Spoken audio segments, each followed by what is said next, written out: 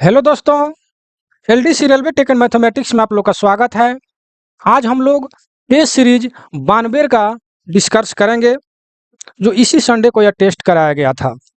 ये मेरा WhatsApp number है, इस पर आप मैसेज करके टेस्ट सीरीज में भाग ले सकते हैं। यह क्वेश्चन जो है south eastern railway Ranchi division का यह क्वेश्चन है। यह एग्जाम जो है 16/7/2024 को लिया गया था। चलिए तो देर ना करते हुए हम क्वेश्चन पर चलते हैं। अगर मेरा वीडियो अच्छा लगे तो लाइक शेयर एवं सब्सक्राइब करना नहीं भूलिएगा। अगर नए हैं तो चैनल 100% सब्सक्राइब कर लीजिए, क्योंकि इस चैनल पर पूरे जो भी वीडियो बनता है पूरे डिटेल में बताया जाता है। चलिए देर ना करते हम क्वेश्चन पर चलते हैं। क्वेश्चन नंबर 1 लिखा है कि बैगन में फ्लैट टायर की सीमा कितना होता है। यहाँ पर आपको बैगन का जिक्र किया गया, ठीक है। तो बैगन में जो है 60 mm होता है। कितना होता है? 60 mm होता है। वहीं अगर कोच में पूछता है, लोको में अगर पूछता है तो इसका फ्लैट टायर की सीमा जो है 50 mm होता है, ठीक है। तो ये जो है कोच के लिए है, लोको के लिए है 50, लेकिन आपके क्वेश्चन है बैगन में फ्लैट टायर की सीमा कितना होता है, तो ये होता है 60 mm, ठीक है। तो यह बात ध्यान में रखिएगा। हो सके तो कॉपी कलम लेकर के आप नोट्स तैयार करते चले तो बहुत ही अच्छा रहेगा, ठीक है। क्योंकि मैं जो भी क्वेश्चन बताने वाला हूँ पूरा डिटेल में बताने वाला हूँ, और इस टेस्ट सीरीज में जो भी भाग लिए हैं मेरे भाई कर्मचारी भाई, उनमें से सभी को तो बहुत अच्छे अच्छे नंबर आ रहे हैं, लेकिन कुछ ऐसे लोग हैं जो बहुत पुराने हैं, 2-2 साल से बना रहे हैं और उनको 60 से कम नंबर आ रहा है। तो 60 से कम नंबर आ रहा है, इसका मतलब है कि आप क्वालिफाई नहीं है। उन लोग को पता नहीं क्यों नहीं क्वेश्चन समझ में आ रहा है, कि बहुत सारे बात दिमाग में रख कर घूम रहे हैं लोग, इसके कारण तो उन लोगों के लिए विशेष करके यह वीडियो बनाया जा रहा है। पूरा डिटेल में हम आपको बताएंगे, ठीक है। तो चलिए 2 नंबर क्वेश्चन में क्या कह रहा है कि बॉक्सन बैगन का ए आयाम कितना होता है, अर्थात ए डायमेंशन या क्वेश्चन पूछ रहा है बॉक्सन बैगन का, ठीक है। तो बॉक्सन बैगन का ए आयाम जो है 70 mm होता है। कितना होता है? 70 mm। यहाँ पर जो है जैसे डी में आप देख रहे हैं 70 mm, यहाँ पर जो है +-20 होता है, ठीक है।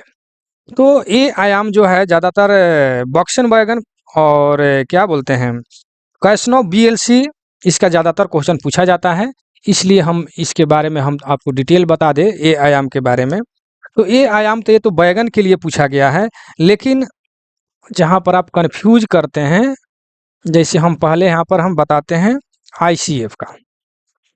आईसीएफ का ए आयाम जो है कितना होता है, तो ये जो होता है 22 +-20, ठीक है। लेकिन आप कहिए कि नहीं सर 22 +-4 भी हमने देखा है, तो हम यहाँ लिख दें कि अगर आईसीएफ जानबे करते हैं कि राजधानी शताब्दी जो भी है आईसीएफ का ही उसमें ट्रॉली का प्रयोग किया जाता है, अर्थात बोगी का प्रयोग किया जाता है, ठीक है। तो अगर राजधानी शताब्दी का अगर ए डायमेंशन अगर पूछता है तो वहां पर हो जाएगा 22 +-4, ठीक है। 22 +-4 हो जाएगा, ठीक है। तो अगर राजधानी शताब्दी अगर कोच का अगर पूछता है तो इसमें भी आईसीएफ का ही मतलब कि ट्रॉली लगता है, ठीक है। इसमें भी आईसीएफ का ही ट्रॉली लगता है। तो इसमें अगर पूछता है तो 22 +-4 हो जाएगा, और आईसीएफ में इस तरह और सब जितने भी एक्सप्रेस कोच है उस सब के लिए 22 +-2 होता है ए डायमेंशन या ए आयाम उसको कह सकते हैं, जो ज़्यादातर यही क्वेश्चन पूछा जाता है कोच के लिए, ठीक है। अब हम चलते हैं बैगन में। तो बैगन में जो है यहाँ पर अगर लिख दे कैसनोव, यहाँ पर लिख लीजिएगा पूरा आप, कैसनोव बोगी अगर पूछता है, बीएलसी पूछता है, या बॉक्सन पूछता है, BOXN बॉक्सन, इसका अगर पूछता है कि ए आयाम कितना होता है, तो ये सब का ए आयाम जो है 70 +-20 होता है, ठीक है। लेकिन वहीं अगर ये जो हो गया, जो ज़्यादातर देखिए हम वही क्वेश्चन हम बताएंगे जो क्वेश्चन पूछा जाता है। समुद्र में ज़्यादा तैरने की ज़रूरत नहीं है। अगर ज़्यादा आपको जानकारी लेना है तो वैगन वाला, चाहे जो भी वीवीआई डायमेंशन वाला जो भी हम पीडीएफ आप लोग को भेजे हैं उसमें जाकर आप पढ़ेंगे या वीडियो देखेंगे। तो ये जो हो गया आपको एक क्वेश्चन पूछाता है कैसनो बोगी या बीएलसी या बॉक्सन का ए आयाम कितना होता है, तो ये हो गया 70 +-4 20। और एक ज्यादातर क्वेश्चन पूछ लिया जाता है बोबरेन का, ठीक है, BOBRN, बोबरेन, ठीक है। तो बोबरेन का जो होता है ए आयाम 27 प्लस माइनस 20, ठीक है, 27 प्लस माइनस 20, ठीक है। तो ये जो है इतना ही का ज्यादातर क्वेश्चन पूछा जाता है ए डायमेंशन, ठीक है। अब ए डायमेंशन जो है आप जान गए। अब एक होता है ई डायमेंशन, ठीक है।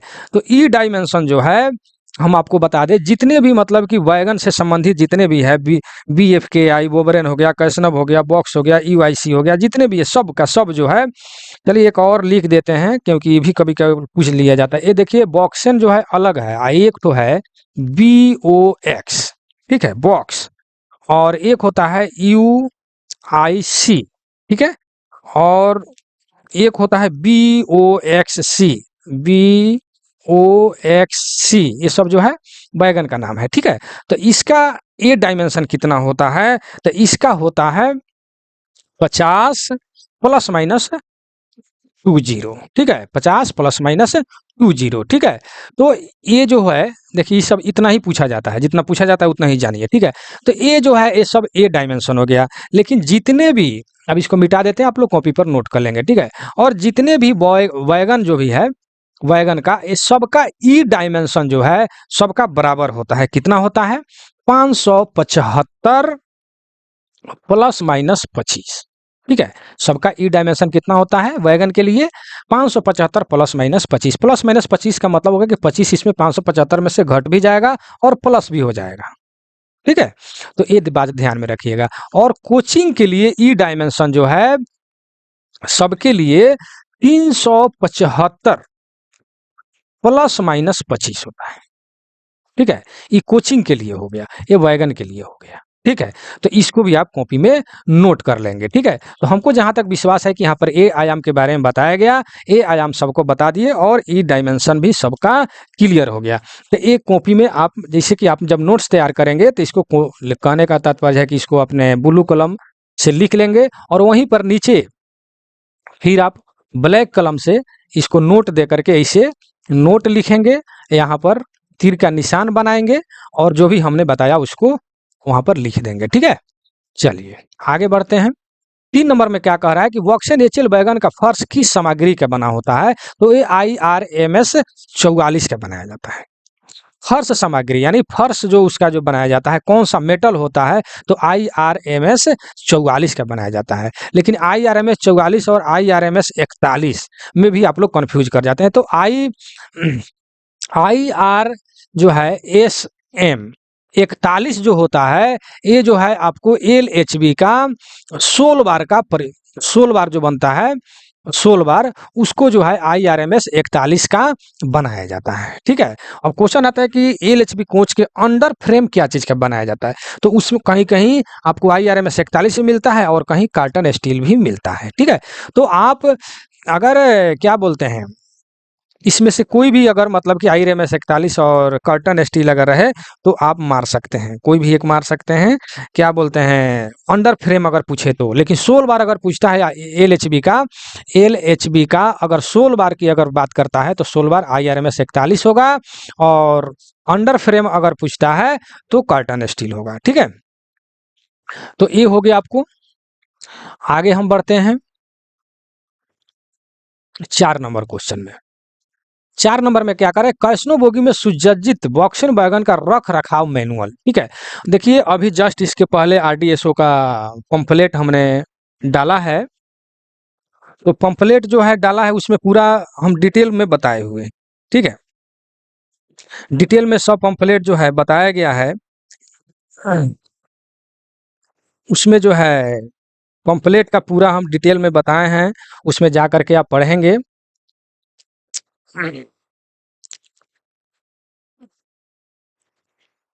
पंफलेट पूरा डिटेल में बता, फिर भी हम सोच रहे हैं कि आपको बता दें, ठीक है।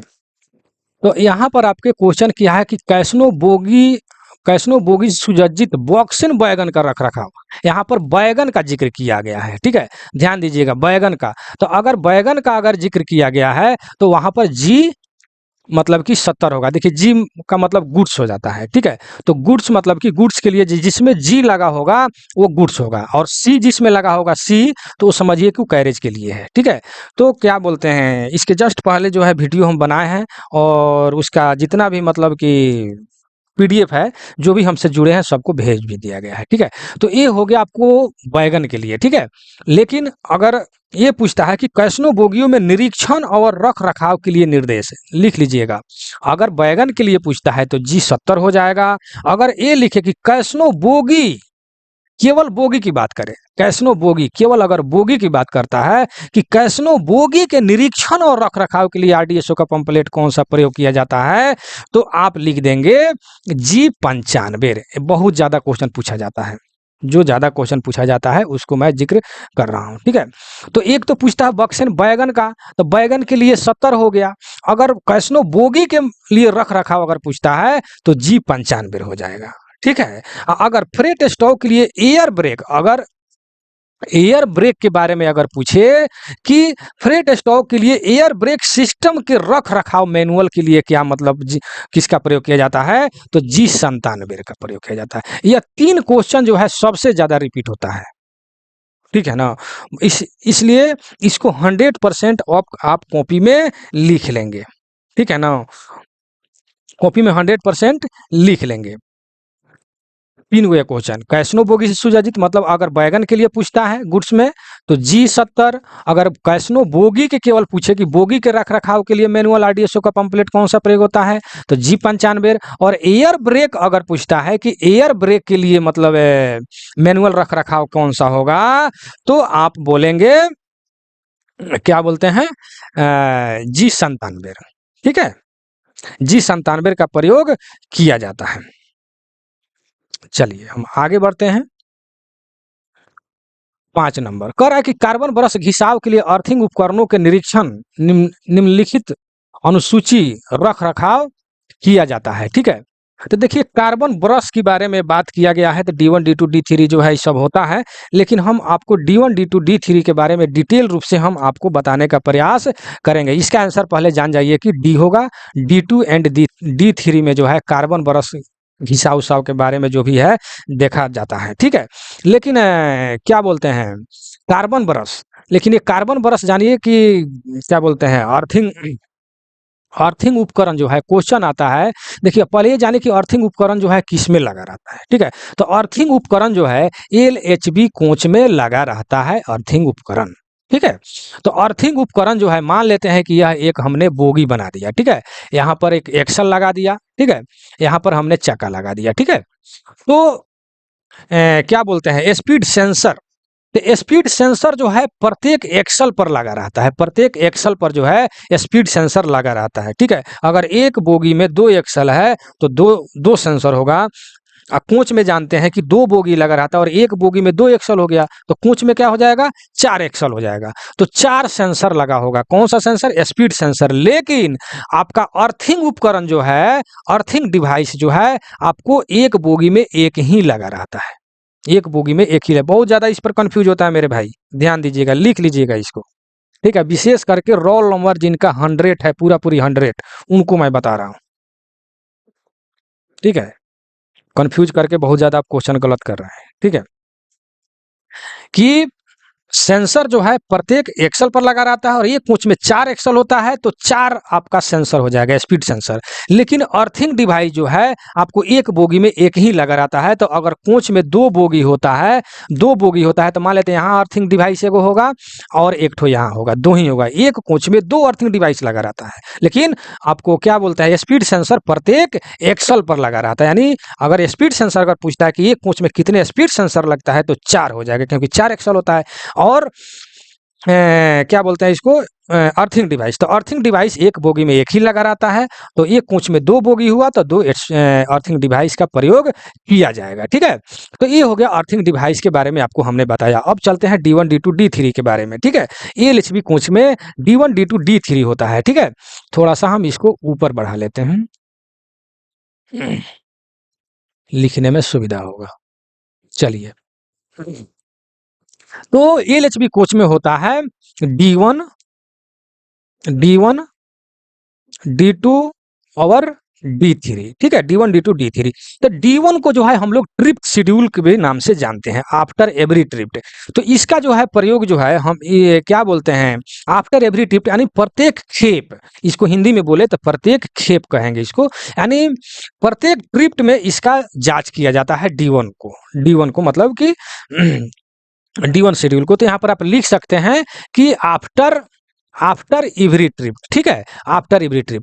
लेकिन D1 D2 जो है ये जो है मंथली होता है, मंथली, एक मंथ पर किया जाता है, अर्थात ये जो है 30 प्लस माइनस 3 डे होता है, ठीक है, 30 प्लस माइनस 3 दिन होता है। और D3 जो है आपको जो है हाफ ईयरली होता है, हाफ ईयरली का मतलब होता है 6 माह पर, ठीक है, ये जो है 6 माह पर होता है, 6 माह पर होता है। और इसमें प्लस माइनस जो है 15 दिन हो जाता है, कितना दिन हो जाता है, 15 डे, 15 डे हो जाता है, ठीक है। तो ध्यान रखेंगे D1 D2 D3, अर्थात D1 हो गया आफ्टर एवरी ट्रिप माने प्रत्येक खेप, D2 हो गया मंथली मतलब कि 30 दिन प्लस माइनस 3, और D3 हो जाए 6 मंथ, अर्थात उसमें प्लस माइनस 15 होता है, ठीक है।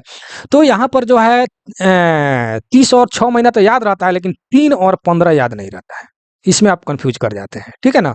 तो मंथली होगा तो उसमें 3 होगा, और 6 माही जिसमें होगा उसमें 15 होगा, ध्यान दीजिएगा। तो ये हो गया D1 D2 D3। इसके बाद D1 D2 D3 के बाद जो शेड्यूल जो LHB कोच में आता है, SS1 SS2 SS1 SS2 और SS3 का नंबर आता है। तो SS1 जो है 1.5 साल पर किया जाता है, 1.1/2, और ये जो है 3 साल पर, यहाँ पर ईयर लिख देते हैं, ठीक है, 3 ईयर पर किया जाता है। और D3 जो है आपको 6 ईयर पर किया जाता है, 6 ईयर पर किया जाता है, ठीक है। अगर किलोमीटर की अगर हम बात करें तो ये 6 लाख है किलोमीटर, ये जो है इसको दोबरी करते जाइए, 12 लाख है किलोमीटर, और ये हो जाता है 24 लाख किलोमीटर। देखिए याद करने का तरीका है सब, ठीक है, SS1 SS2 SS3, 1.5 3 6, 6 12 24, इस तरह याद कीजिए, आपको याद हो जाएगा, समझे। 100 जिनका रोल नंबर है, बहुत परेशान है उनसे, वो तो नंबर बहुत ही कम ला रहे हैं, 2 साल से वो बना रहे हैं, ठीक है। तो कैसे याद करेंगे, 1.5 3 6, 6 12 24, यानी SS1 SS2 SS3, इस तरह करके याद करेंगे तो याद हो जाएगा, ठीक है। सब पढ़ने का तरीका है, आपको किस प्रकार याद होता है, कैसे याद होता है, उस पर डिपेंड करता है। आप अपने तरीका से आप ट्रिक को लगाएं, ठीक है। और बार बार जब भी मैं वीडियो बनाता हूं तो मैं ये बात बोलता हूं कि आप जो भी पढ़ाई करते हैं, याद करने का तरीका के तौर पर हम बताते हैं, दिन भर में जो भी पढ़ाई किए, चाहे PDF पढ़े, वीडियो देखे, जो भी कुछ आप दिमाग में लाया, उसको आप जब खाना पीना खा करके जब सोते समय में उसको आंख जब बंद कर लेते हैं, बॉल बत्ती ऑफ जब कर देते हैं, तो आंख बंद करके एक बार रिवीजिंग मार लीजिए, ठीक है, कि एक बार आंख मुनिए, बंद कीजिए, और जहाँ तक आपका दिमाग जाता है, जो भी पढ़े हैं उसको एक बार थोड़ा सा रिवीजिंग मार लीजिए, ठीक है, कि हाँ मैंने पढ़ा था कि SS1 में 1.5 3 6 होता है, 6 12 24 होता है, ठीक है। D1 D2 D3 में मतलब कि एवरी ट्रिप, उसके बाद में 3 मंथ, उसके बाद में 6 मंथ, इस तरह का होता है। कहने का था जब रिवीजिंग मारते मारते मतलब उसी तरह आपका अगर नींद आ जाता है तो आपका क्या बोलते हैं, वो जो क्वेश्चन जो भी आपने रिवीजिंग मारा वो आपके लॉन्ग मेमोरी में चला जाता है और जल्दी मिस्टेक नहीं करता है, ठीक है ना। तो इस तरह करके याद करें, और आपने अपने दिमाग से जो भी बहुत सारे चीज जो इकट्ठा करके रखे हैं कचरा बात, उस सबको इग्नोर कर दें, ठीक है। तो ये हो गया D1 D2। चलिए D1 D2 में थोड़ा सा हम इधर है ICF के लिए, आप लोग गुस्सा जाएंगे कि ICF का नहीं बताया सर। तो ICF में जो इसमें भी होता है 1 नंबर में ट्रिप शेड्यूल, ठीक है। ट्रिप शेड्यूल का मतलब यहाँ पर हम शॉर्ट में लिखे हैं, आप लिख लीजिएगा भैया, ठीक है। तो ट्रिप शेड्यूल जो है ये भी, इसमें भी आफ्टर एवरी ट्रिप हो, देखा मैं अब ICF की बात बता रहा हूँ, ICF की, ठीक है, जल्दी जल्दी, ठीक है। तो ICF में भी 1 नंबर में होता है ट्रिप शेड्यूल, ठीक है, और 2 नंबर में जो होता है शेड्यूल A, ठीक है, ए शेड्यूल, ठीक है। तो ए शेड्यूल जो होता है यह 30 दिन का होता है, 30 दिन का होता है। तो 30 दिन में हमने ऊपर क्या बताया, इसमें प्लस माइनस 3 डे होता है, ठीक है। और ICF में 3 नंबर में क्या होता है, बी शेड्यूल, ठीक है।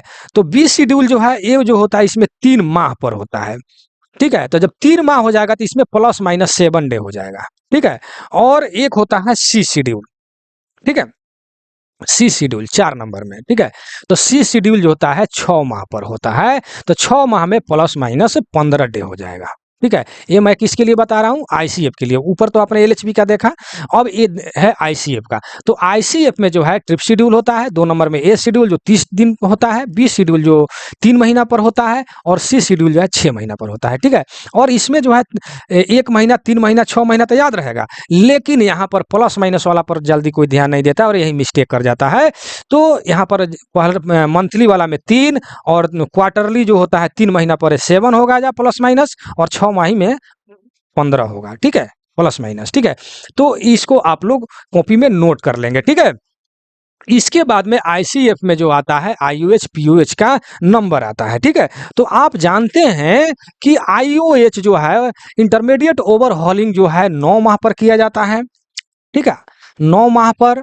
और पीओएच पीओएच पीओएच जो है 18 महीना पर किया जाता है, ठीक है। लेकिन आप कहिएगा कि सर हमने देखा है कि पीओएच जो है 24 महीना पर भी कहीं कहीं मिलता है, ठीक है।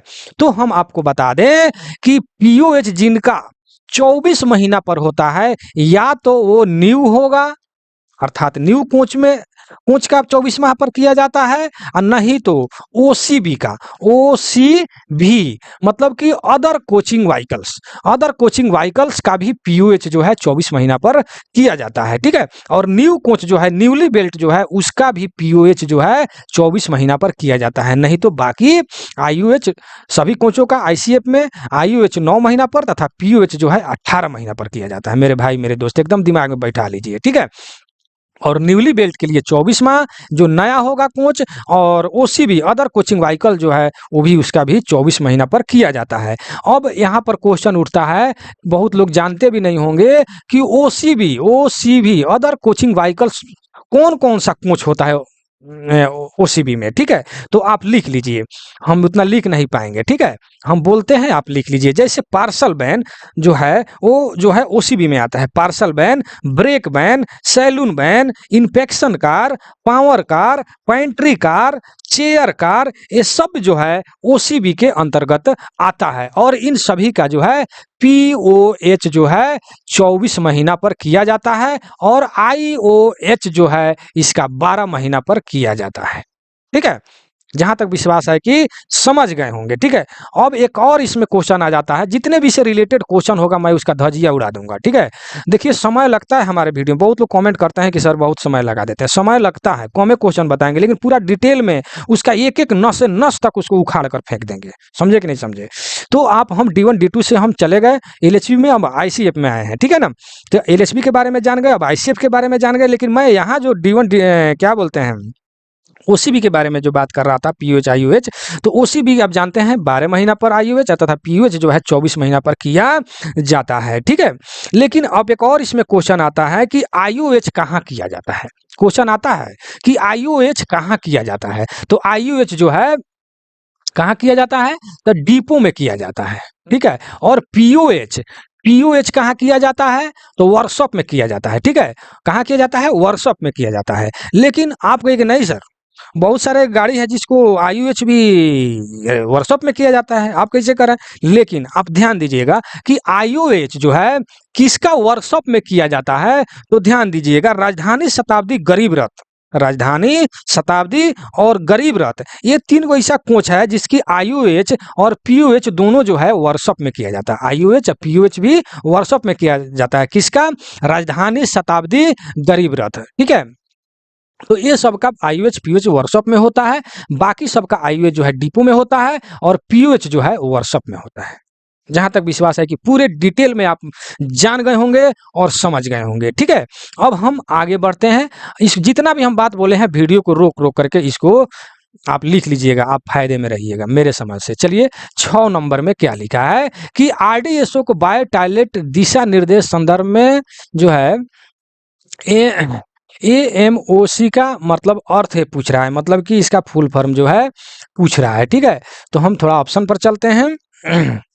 ऑप्शन देखिए ऊपरे ऊपरे जो है लिखा भी है, यहाँ पर मिल भी गया, ठीक है। क्या लिखा है, annual maintenance and operation contract, ठीक है। इसका फुल फॉर्म जो है ए नंबर में ऊपर ही लिखा है।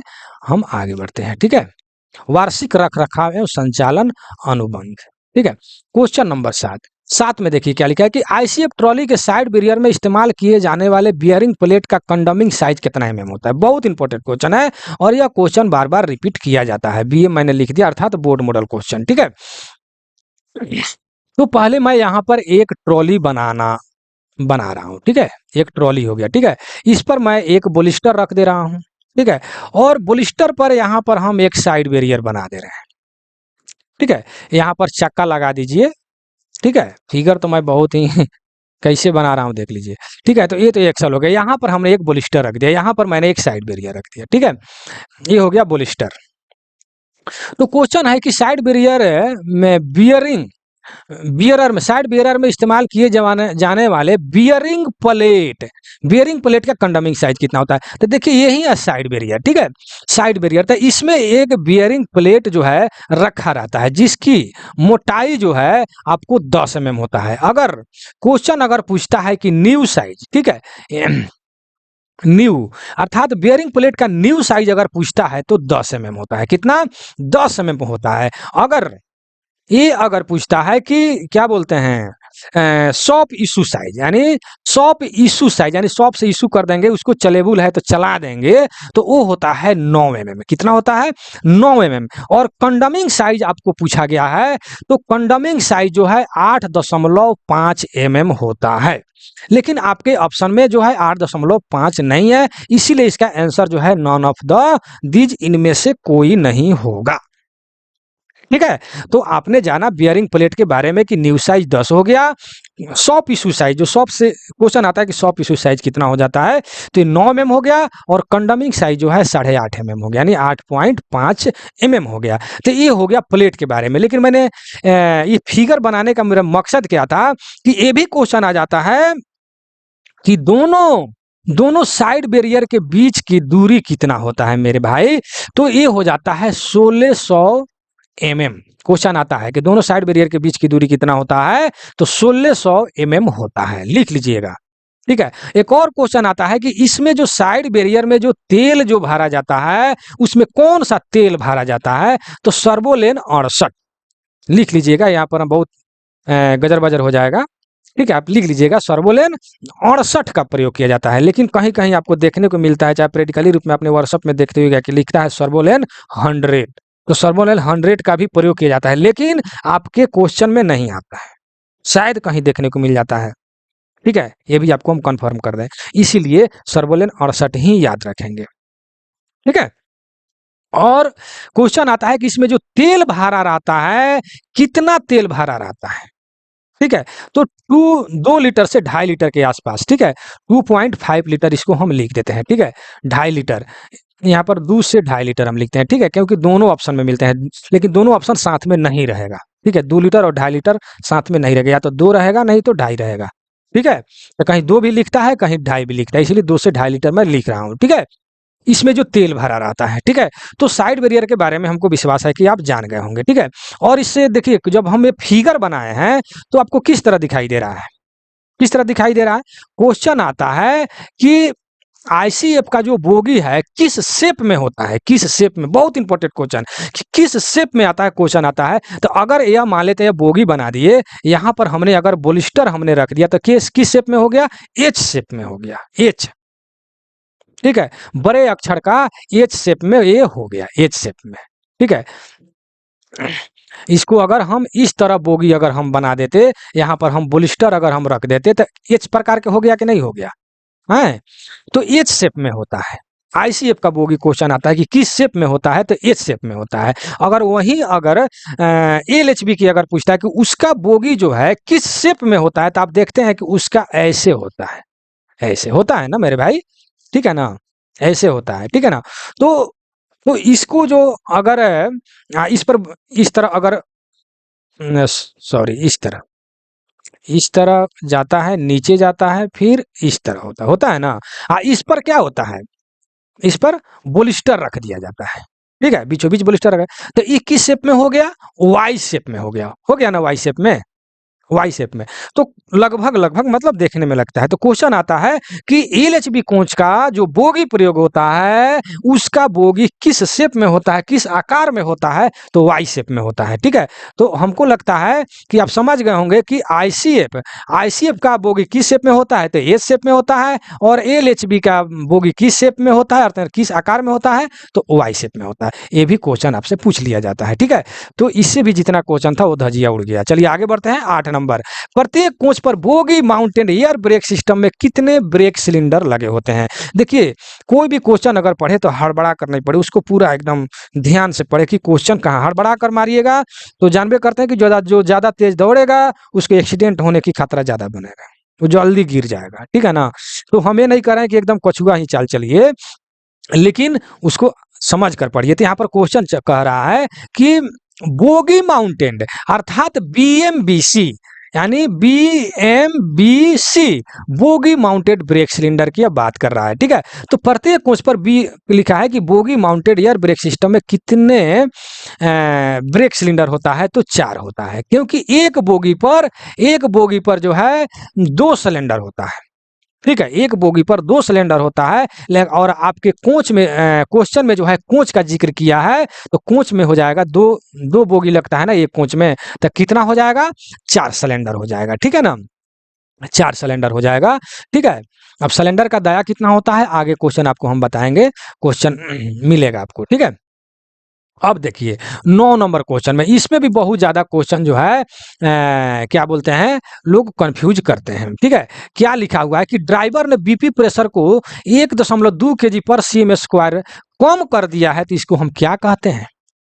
अब 1.2 है, तो इसमें जो 1.2 है, तो इसमें आप कंफ्यूज कैसे करते हैं? तो मैं आपको बताता हूं। चलिए, तो पहले 1.2 पर तो हम आएंगे, लेकिन पहले आप लिख लीजिए क्वेश्चन के रूप में। क्वेश्चन अगर आ जाए कि बीपी प्रेशर में रिडक्शन किस प्रकार होता है, क्वेश्चन आप यहाँ पर लिख दीजिए कि बीपी प्रेशर में रिडक्शन किस प्रकार होता है, ठीक है। बीपी यानी ब्रेक पाइप, ब्लड प्रेशर नहीं समझिएगा, बीपी मतलब कि ब्रेक पाइप, ठीक है ना। तो ब्रेक पाइप में रिडक्शन किस प्रकार होता है? तो यहाँ आंसर में लिख दीजिए नीचे कि बीपी प्रेशर में रिडक्शन निम्नलिखित प्रकार से होते हैं। कैसे होते हैं? निम्नलिखित प्रकार से। तो रिडक्शन जो है बीपी पर 1 नंबर में आप लिख लीजिए कि मिनिमम सर्विस, जैसे आपके क्वेश्चन में लिखा है कि ड्राइवर ने बीपी प्रेशर को इतना कर दिया, यानी 1 दशमलव क्या बोलते हैं 2 कर दिया है, ठीक है। तो यहाँ पर जो है अगर मिनिमम अगर पूछता है बीपी प्रेशर जो है मिनिमम अगर पूछता है मिनिमम में, तो ये हो जाता है 0.5 से 0.8 केजी पर सीएम स्क्वायर, ठीक है। अगर मिनिमम पूछता है तो, ठीक है, 1 नंबर में। और 2 नंबर में क्वेश्चन आता है कि सर्विस एप्लीकेशन के समय, आप लिख लीजिएगा, मैं शॉर्टकट में लिखूंगा, सर्विस एप्लीकेशन के समय कितना हो जाएगा? तो इसको यहाँ लिख दीजिए, 8 जो है यहाँ लिख दीजिए। देखिए याद करने का तरीका, इसको हम यहाँ लिखेंगे 0.8 से 1 केजी, 1 केजी पर सीएम स्क्वायर, ठीक है। और 3 नंबर में जो है लिखिए कि फुल सर्विस एप्लीकेशन के समय कितना हो जाएगा? तो फिर 1 को यहाँ लिख दीजिए, 1 केजी से 1.5 केजी पर सीएम स्क्वायर, ठीक है। और उसके बाद में 4 नंबर में क्या होता है कि इमरजेंसी एप्लीकेशन के समय कितना हो जाएगा? तो फिर 1.5 को यहाँ लिख दीजिए, 1.5 को यहाँ लिख दीजिए, और यहाँ से यानी 1.5 केजी से 3.8 केजी। हम देखिए अब 3.8 जो है आपको आईसीएफ में होता है और एलएचबी में 3 केजी होता है, हम यहाँ 3 भी लिख देंगे, ठीक है, केजी पर सीएम स्क्वायर, ठीक है। तो ये जो है आईसीएफ के लिए हो गया और ये एलएचबी के लिए हो गया 3 केजी, ठीक है। तो फिर से समझिए, अगर यहाँ पर लिखा है कि ड्राइवर ने बीपी प्रेशर को 1.2 केजी पर सीएम स्क्वायर कम कर दिया, तो आप क्या कहेंगे? तो 1.2 जो है आपको किसके अंतर्गत आ रहा है? 1.2 जो है किसके अंतर्गत आ रहा है? तो ये आ रहा है आपको फुल सर्विस एप्लीकेशन के समय, यानी यहाँ जो है 3 नंबर में जो देख रहे हैं फुल सर्विस एप्लीकेशन, 1 यानी 1 केजी से 1.5 kg के बीच में आपका आ रहा है 1.2, ठीक है, इसीलिए हो जाएगा फुल सर्विस एप्लीकेशन। ठीक है, तो आपको जो क्वेश्चन जो पूछा जाता है थोड़ा सा भुलवा तुलवा करके इधर उधर करके पूछा जाता है, ताकि आप वहां पर दिमाग काम कर रहा है कि नहीं। ठीक है, तो यहाँ पर हम जानते हैं कि फुल सर्विस एप्लीकेशन 1 से 1.5 kg के बीच होता है, तो 1 से 1.5 kg के बीच में आपका 1.2 kg पर cm स्क्वायर आ रहा है। ठीक है, इसीलिए फुल सर्विस एप्लीकेशन हो जाएगा। फिर से आप समझिए, मिनिमम अगर पूछे मिनिमम सर्विस एप्लीकेशन के समय तो 0.5 से 0.8, और सर्विस एप्लीकेशन के समय पूछे तो 8 को यहाँ लिख दीजिए, 8 से 1, और फुल तो 1 से 1.5, इमरजेंसी का है तो 1.5 से 3। ठीक है, तो 3 जो है एलएचबी के लिए, 3.8 जो है आपको क्या बोलते हैं आईसीएफ के लिए। हमको जहां तक विश्वास है कि आप समझ गए होंगे, तो 9 नंबर का क्वेश्चन का आंसर आपको मिल गया, फुल सर्विस एप्लीकेशन। तो इसके बारे में मैंने पूरा डिटेल में बताया, हम जानते हैं कि आपको पूरी तरह समझ में आ गया होगा। अगर इतना तक अगर मेरे वीडियो में बने हैं तो एक बार लाइक कर दीजिए और सब्सक्राइब कर लीजिए, अगर आप नए हैं तो कर लीजिए सब्सक्राइब, क्योंकि आप देख रहे हैं कि वीडियो कितने डिटेल में बताया जा रहा है, और प्रत्येक वीडियो को मेरा देखिएगा तो ऐसा ही आपको मिलेगा, एकदम पूरा डिटेल में, एकदम छीट छीट करके, एकदम धजिया उड़ा करके, ताकि पूरे हर तरह से आपका कन्फ्यूज दूर हो जाए। ठीक है, तो चलिए 10 नंबर में चलते हैं। कह रहे हैं कि व्हील और एक्सल मैनुअल रख रखाव मरम्मत प्रक्रिया आरडीएसओ के किस तकनीक पंपलेट का उपयोग किया जाता है। तो देखिए यहाँ पर सी दिया हुआ है, क्या दिया हुआ है, सी। सी मतलब कि कैरिज, कैरिज के लिए, जी रहता था गुड्स के लिए होता है। ठीक है, तो हम कहने का तात्पर्य ये है कि अभी अभी जस्ट इसके पहले जो हमने वीडियो बनाया आरडीएसओ का, 3 वीडियो हमने डाला है, उसमें जितने भी आरडीएसओ का पंपलेट है पूरे के पूरे डिटेल में बताया गया है। अगर आप वीडियो देखते हैं तो जाकर वीडियो देखिए, अगर मुझसे जुड़े हैं तो आपको पीडीएफ मिल गया है, पीडीएफ को पढ़ें। लेकिन इसका आंसर हम डायरेक्ट मैं बताता हूं कि 7907 होगा। ठीक है, 7907। ठीक है, तो ये कहने का तात्पर्य है कि इसको आप कॉपी में लिख लेंगे। ठीक है, चलिए 11 नंबर क्वेश्चन में क्या करें कि दुर्घटनाओं से क्षतिग्रस्त सभी कोचों के समय से पूर्व, देखिए यहां ध्यान देने जो बात है, समय से पूर्व निंदा मतलब कि कंडमिंग को मंजूरी देने के लिए सक्षम प्राधिकारी कौन सा अधिकारी है, जो अभी समय जो है नहीं उसका खत्म हुआ है कंडम होने का, क्षतिग्रस्त हो गया है, एक्सीडेंट हो गया है, और वो कंडम मतलब कि फिर उसको हम कंडम घोषित करेंगे, तो कंडम घोषित कौन करेगा, उस पर कौन साइन करेगा, तो पीसी जो है एमई होता है, अर्थात पीसीसीएमई अर्थात प्रिंसिपल चीफ मैकेनिकल इंजीनियर जो है इस पर मतलब कि साइन करते हैं उस लेटर पर, अर्थात वही घोषित करते हैं कि यह कोच जो है या यह वैगन जो है या जो है मतलब कि निंदा मतलब कि कंडमिंग हो चुका है। ठीक है, वही कंडम घोषित करेंगे। ठीक है, पीसीएमई अर्थात प्रिंसिपल चीफ मैकेनिकल इंजीनियर। ठीक है, आगे बढ़ते हैं। चलिए 12 नंबर क्वेश्चन में क्या कह रहा है कि निम्नलिखित में से कौन सा तकनीक पंपलेट कोचिंग के लिए एयर ब्रेक सिस्टम के रख रखाव के लिए प्रयोग किया जाता है। एयर ब्रेक के लिए पूछा है, तो ये जो है आपको 8805। ठीक है, 8805 कहने का मतलब फिर मैं जिक्र करूंगा कि आप फिर मैं सबका डिटेल में एक एक करके बताऊं, वीडियो लंबा होते जा रहा है। ठीक है, तो आप जा करके आरडीएसओ पंपलेट वाला पीडीएफ पढ़ेंगे या वीडियो को देखेंगे। आगे बढ़ते हैं। आप 13 number LHB coach brake disc का व्यास कितना होता है। ब्रेक डिस्क का व्यास यह पूछा है कि कितना होता है एलएचबी कोच में, तो ये भी आप डिटेल में जान लीजिए। आप जानते हैं कि यहाँ पर मान लेते हैं कि हमने एक्सल बना दिया, यहाँ पर हमने चक्का लगा दिया। ठीक है, यहाँ पर होता है डिस्क। ठीक है, डिस्क बड़ा बन गया। ठीक है, ये चक्का बड़ा बनाइए भाई और डिस्क को छोटा बनाइए। ठीक है, ये हो गया डिस्क। ठीक, ये डिस्क हो गया। तो कहने का तात्पर्य है, कह रहा है कि कहाँ है क्वेश्चन, एलएचबी कोच में ब्रेक डिस्क का व्यास कितना। अगर व्यास पूछता है, ब्रेक डिस्क का व्यास हो जाता है 640 mm। कितना हो जाता है 640 mm। अगर इसका मोटाई अगर पूछता है तो 110 mm होता है। ठीक है, अगर ये क्वेश्चन कर दे कि यह किसका बना होता है, तो ये जो है ग्रे कास्ट आयरन का बना होता है। ग्रे कास्ट आयरन का यह बना होता है। ठीक है, ग्रे कास्ट आयरन का बना होता है। और एक और इसमें क्वेश्चन पूछ लिया जाता है कि ये ब्रेक डिस्क में जो ये फिन्स जो लगाया रहता है, फिन्स यह किस दृष्टि से लगाया गया है। ठीक है, तो फिन्स जो है कूलिंग की दृष्टि से लगाया गया। आपके आपके ऑप्शन में रहते हैं कि इसको वेट को कम करने के लिए, लगाया जाता है, मजबूती के लिए लगाया जाता है, कूलिंग के लिए लगाया जाता है, लेकिन इसका सही आंसर क्या होगा कि इसको कूलिंग की दृष्टि से लगाया जाता है, ठीक है। और एक और क्वेश्चन इससे पूछ लिया जाता है कि दोनों दोनों मतलब डिस्क के बीच की दूरी कितना होता है, तो 1030 mm होता है मेरे भाई मेरे दोस्त, 1030 mm होता है। ध्यान में रख लीजिएगा, एकदम डिश से क्वेश्चन किया है, डिश का एकदम धजिया उड़ा देना है, पूरा एकदम लिख लीजिए डिटेल में जितना डिश से क्वेश्चन आता है, ठीक है। और ये भी क्वेश्चन कर लिया जाता है कि व्हील व्हील के इनर फेस और डिस्क के बीच की दूरी कितना होता है, यानी व्हील के इनर फेस से डिस्क के जो गैप होता है बीच में कितना होता है, तो ये होता है 175 mm मेरे भाई मेरे दोस्त, ठीक है ना। तो इसको भी आप कॉपी में लिख लेंगे। अब व्हील डिस्क से जितने भी क्वेश्चन है आपको मैंने सामने रख दिया है, जो इससे संबंधित क्वेश्चन पूछा जाता है। डाया कितना होता है, 640 mm, मोटाई कितना होता है, 110 mm, किसका बना होता है, ग्रे कास्ट आयरन का। दोनों डिस्क के बीच की दूरी कितना होता है, 1030 mm। व्हील के इनर फेस और डिस्क के बीच की दूरी कितना होता है, तो 175 mm। अब डिस्क के जितने टोटल क्वेश्चन आया वो मैंने पूरा डिटेल में आपको हमने बता दिया है, ठीक है। इसको कॉपी में लिख लेंगे और फिर लॉन्ग मेमोरी के लिए उसको याद कर लेंगे, ठीक है। चलिए 14 नंबर क्वेश्चन में करा कि WSP, आप WSP का पहले फुल फॉर्म जानिए, wheel slide protection. Wheel slide protection का जांच के दौरान WSP कोड 99 अगर दर्शाता है तो इसका अर्थ क्या है, ठीक है।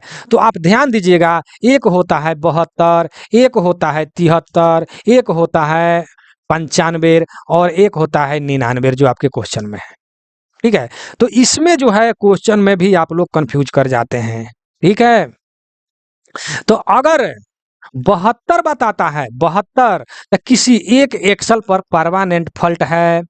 अगर 73 अगर बताता है तो कई एक्सल पर परमानेंट फॉल्ट है। और 95 अगर दिखाता है, देखिए 95 पर दो शब्द हमको बोलना पड़ेगा। तो 95 में अगर क्वेश्चन आता है तो उसके ऑप्शन में रहता है कि इसका कोई अर्थ नहीं है, इसका कोई अर्थ नहीं है। और कहीं ऑप्शन में ये देखने को मिलता है कि अस्थाई, ठीक है, लेकिन इसका कोई अर्थ नहीं है और अस्थाई, ये दोनों ऑप्शन एक साथ नहीं रहेगा, ये भी ध्यान रखिएगा, कोई एक ही रहेगा, ठीक है। तो अस्थाई या इसका कोई अर्थ नहीं है, इसका मतलब क्या हुआ, इसका अर्थ क्या हुआ, तो इसका अर्थ आपको ये हो गया कि यह एक ऐसा फॉल्ट है कि ये फॉल्ट होता है और ऑटोमेटिक ठीक हो जाता है, ये फॉल्ट होता है और ऑटोमेटिक ठीक हो जाता है, इसीलिए इसको कहा जाता है अस्थाई, या इसका कोई अर्थ नहीं है। लेकिन फॉल्ट तो होता है ना, फॉल्ट होता है लेकिन ठीक हो जाता है, इसीलिए अस्थाई, ठीक है। अब उसके बाद आता है 99, 99 जो आपके क्वेश्चन में दिया हुआ है। तो 99 का मतलब हो गया कि पूरा सिस्टम जो है एकदम काम कर रहा है, कहीं से कोई दिक्कत नहीं है, ठीक है। वहाँ पर माइक्रो प्रोसेसर जो होता है, मदरबोर्ड जिसको कहा जाता है ड्राइवर के पास, वो सब इस कोड दिखाता है कि हाँ कहाँ कहाँ जब WSP जो चार्ज किया जाता है व्हील स्लाइड प्रोटेक्शन, तो उसमें सब आता है, ठीक है। तो अब हमको जहाँ तक विश्वास है कि 72, 73, 95 एंड 99 के बारे में आप जान गए, हो सके तो कॉपी में लिख लेंगे और दिमाग में पूरा हल्का करके तब जा करके एकदम याद करें, नहीं तो याद नहीं होगा मेरे भाई मेरे दोस्त। इग्नोर करना सीखो, तब जा करके आप आगे बढ़ा जाएगा। कहा जाता है कि आगे बढ़ने के लिए हमको क्या जरूरी है, आगे सीखने के लिए हमको क्या जरूरी है, तो आगे बढ़ने के लिए मतलब कि जरूरी नहीं है, आपको कुछ छोड़ना जरूरी है। क्या छोड़ना जरूरी है, तो आपके दिमाग में जितने भी कचरा सब भरा है ना, वो सबको जो है दिमाग से निकाल करके, कचरा का मतलब ये हो गया कि आपके दोस्त की बात, आपके आसपास की बात या आपके परिवार की बात, बहुत सारे बात को दिमाग में बोझ लेकर जब चलेंगे ना, तो आप आगे नहीं बढ़ेंगे मेरे भाई मेरे दोस्त। उदाहरण तौर पर आपको दे दूं कि अगर क्या बोलते हैं, अगर बस में आप ट्रेवल करते हैं तो कंडक्टर साहब पूछते हैं कि कितना आपके पास सामान है, नहीं पूछते हैं ना। टैक्सी में अगर करते हैं ट्रेवल तो क्या ड्राइवर पूछता है कि आपके पास कितना सामान है, नहीं पूछता है। कोच में अर्थात ट्रेन में अगर सफर करते हैं तो क्या टीटी साहब पूछते हैं कि आपके पास कितना समान है? नहीं पूछते हैं। लेकिन अगर आप एरोप्लेन में अगर ट्रेवल कर रहे हैं तो क्या वहाँ का कर्मचारी आपको पूछता है कि कितना आपके पास सामान है? तो इसका आंसर है हाँ, पूछता है कि हाँ आपके पास कितना सामान है, वजन उसका होता है। क्यों? क्योंकि आपको उड़ना है। अर्थात हमको कहने का तात्पर्य ये है कि अगर आपको उड़ना है तो आपको हल्का होना पड़ेगा। अर्थात आपके मतलब दिमाग में जितने भी बात है उसको इग्नोर करना पड़ेगा। मेरे भाई मेरे दोस्त, कैसे समझाऊं? हमको कहने का अर्थ अच्छे से समझ गए होंगे, ठीक है ना?